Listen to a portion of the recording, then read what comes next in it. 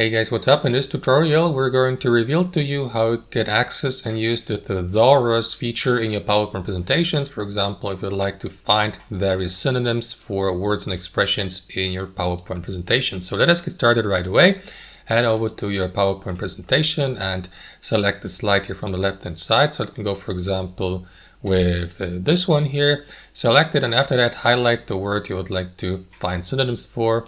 Like for example that one here, and last but not least, switch from the Home tab here at the top to the Review tab, and here below on the left hand side under Proofing you will see the Thesaurus feature. You may click on it to enable it or use the shortcut Shift F7 on your keyboard, and that is going to open up that panel here on the right hand side. So here we'll see a list of all synonyms for the selected or highlighted word, so that you may choose it, for example, or click on that arrow down icon to directly select copy, to copy the given synonym and to replace your previous version of the word here in your presentation. That's how it works, guys. Thanks for watching and have a wonderful day.